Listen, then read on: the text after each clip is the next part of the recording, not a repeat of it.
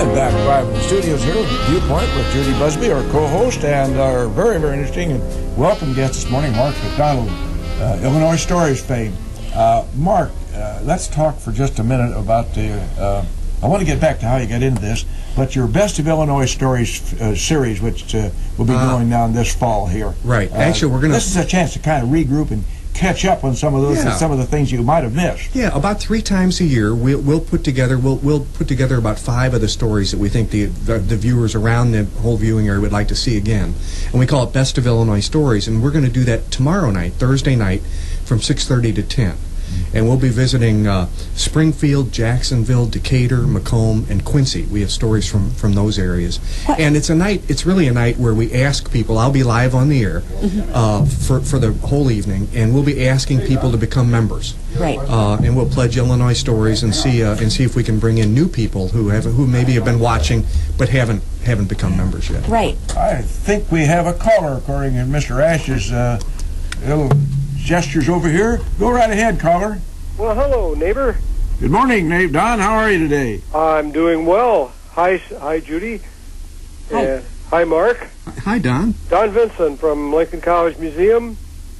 Yeah, Don, you're the volunteer over there. Yeah. Yeah, I met you when we were doing the story. Right. Right. And I just got in late on the conversation, but I'm wondering, are you stopping off over there on your tour? In fact, we are. We're going to stop there, probably about 11 o'clock in the morning, and we'll take a tour there. You and Ron, I hope, can help us out with our bunch, and we're even going to stay for lunch there at the college. Oh, that'll be great. We now have a full-time assistant to Ron, and Melissa will be there, I'm sure. Okay. Well, we'll have about 50 people, so you can split them up, okay? Oh, that'll be great. Okay. Hey, That's great. Looking forward to seeing you. Thank you. Thank you very much for calling, neighbor. Okay. Later. Yeah, thank you. See you in the neighborhood. Yeah, see you. Righto. We get back to that tour, but let's emphasize your Best of Illinois Stories, because I just kind of got really hooked on what you're doing down there on Channel 8. How did you get into this particular phase of your profession? Oh boy, when I think back on that, sometimes I have trouble filling in the dots, how it all occurred. But I had been in television in Springfield for some time, and then went into communications work outside of television. And then that ended. I was working in state government. That ended, and I started selling stories to the local PBS station, WSEC TV, and they were just starting a local program sort of initiative. I don't think they knew what to do, but they knew they wanted local programs on the air. And I was sort of filling in a gap for them because I knew television and I knew how to produce programs. And I would call them and I'd say, hey, I want to do a story on such and such. Do you want to buy it? And they go, I want that story. So actually, after we did this for several months, it became clear to both of us that we'd be better off together. So they offered me a staff position, and I took it, and then it started just sort of evolving, and now it's what it is. We're going to shoot our 700th Illinois story next month. Yeah. Really? That's remarkable. Yes. And you put a really good spin on reality television, because I dare say I talk dirty about reality TV. I'm so sorry, but I do. Well, as I said, that's part of that big void out there. Yes, but now this is reality TV that's positive, because it is real people doing real things. It's absolutely reality. In fact, it's so real that sometimes I'm not real comfortable with the process, because we basically what we shoot goes on the air. I mean, we don't dress it up and we don't edit out a bunch of stuff. We go out and we see a situation or somebody's whatever they're doing, and unless there's a terrible embarrassment that occurs during the shooting, you get what you get what it is. You just calls them the way you sees them. That's pretty much it. Yeah. We ought to really, for a minute, mention PBS. That's one of the shining lights that we have on television and radio. Oh, man. And it doesn't operate without considerable cost. Yeah. And I, for instance, at Channel 8, we seem to need to recognize that there's pretty good need for some extra donations and funds out there. We're viewer supported. I mean, we are strictly, I say you are down there, strictly viewer supported. And so in order to express their appreciation for what they're enjoying and seeing, as opposed to shoot 'em ups and drug scenes and other seamy stuff, you can make a modest donation to Channel 8. And you want to mention how that might go down? Sure. Actually, it would be really great if people are not members and they wanted to call tomorrow night during the Best of Illinois Stories. That's a great time to go ahead and make your pledge. And it's for only $35 a year. You become a member and you get your program guide, and then you know that you've, that if you're watching that you've covered your bases, so to speak. So it's very reasonable. Of course, there are levels higher than that people can pledge at as well, and we welcome that. But we really would love to have about 2,000 more members. That would really, really help us out. And for the size of our viewing area, that's not really asking much, because we just go from, well, as you know, from Decatur all the way over into Missouri.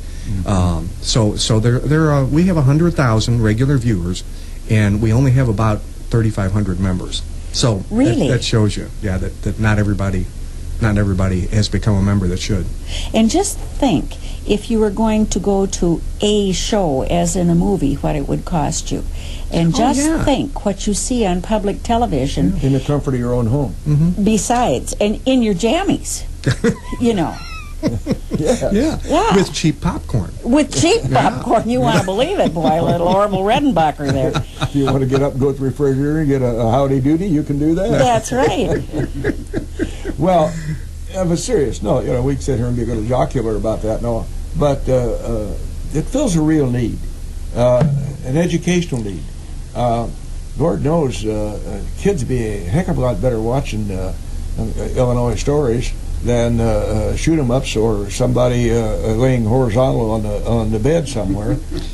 There's a lot of that out there, If I were a parent now of a young child, I would not feel secure leaving them in front of the TV. Truly. But if you turn on PBS any time of the day, you can feel safe and secure that it's clean, constructive material. You might not always agree with it, but it's something that you're not going to be embarrassed about your children seeing or having some doubts about what's on the air. I thank God that I'm through raising kids. Yeah. It's a tough job right now. Oh yeah. Mighty tough. Not always agreeing. I called my brother from the steps of the Lincoln Memorial yesterday morning. I told him I was standing right next to Glenn Beck.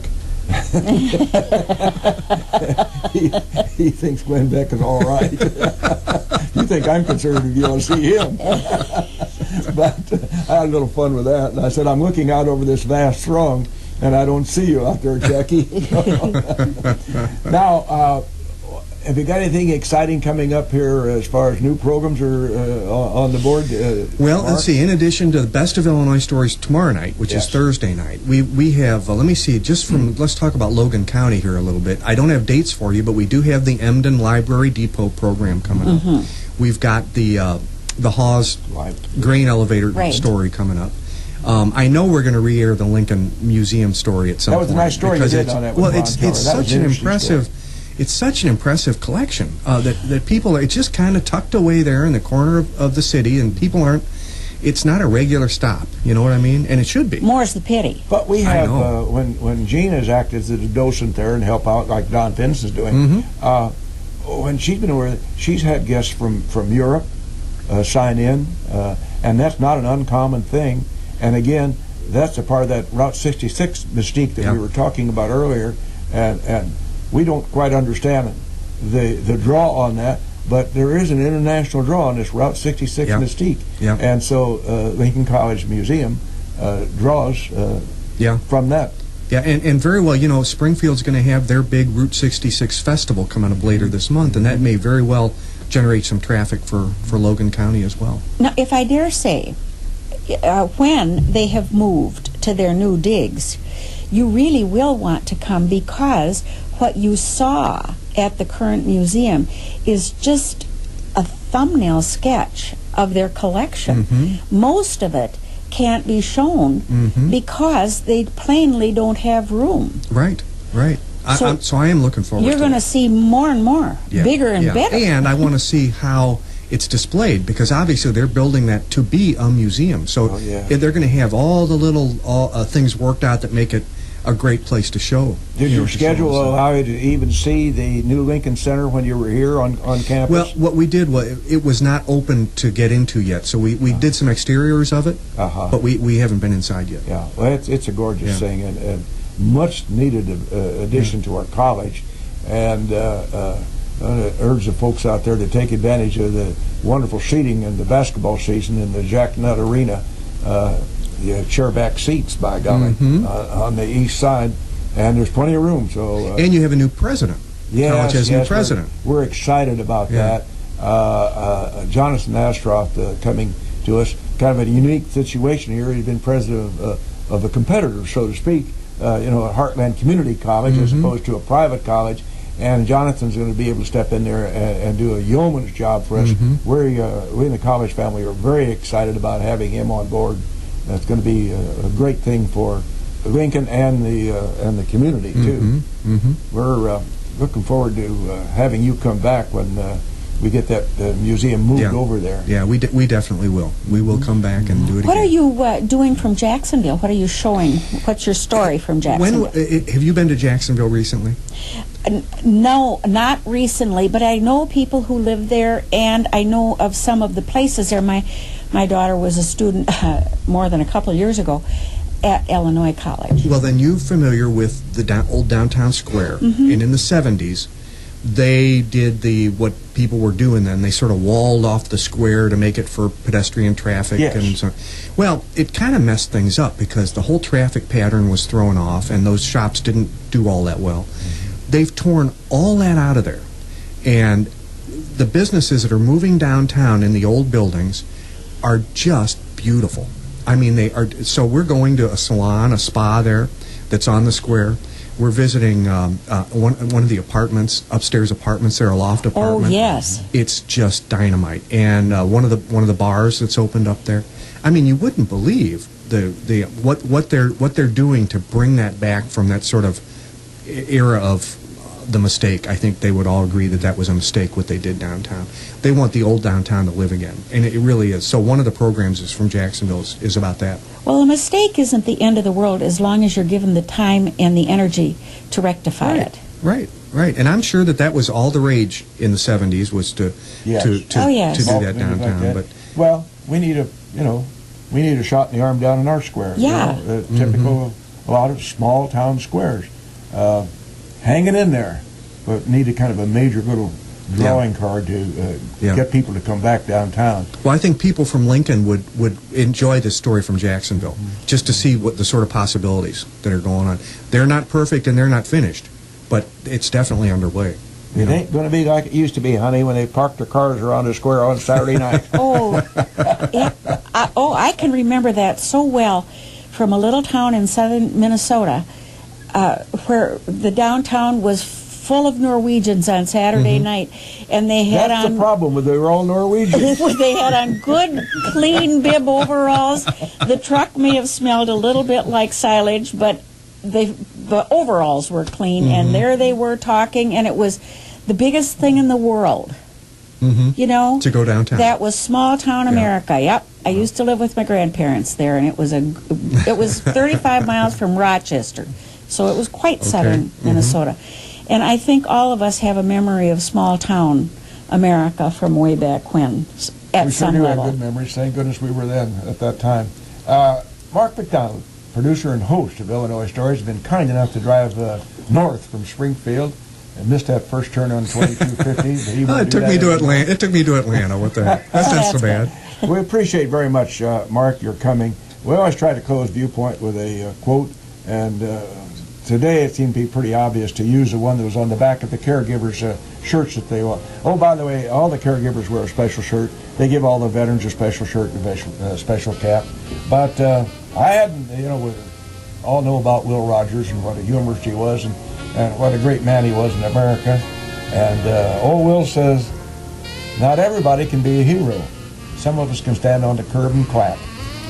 There you go. Thank you very much for Viewpoint. Thank you, Bill and Judy.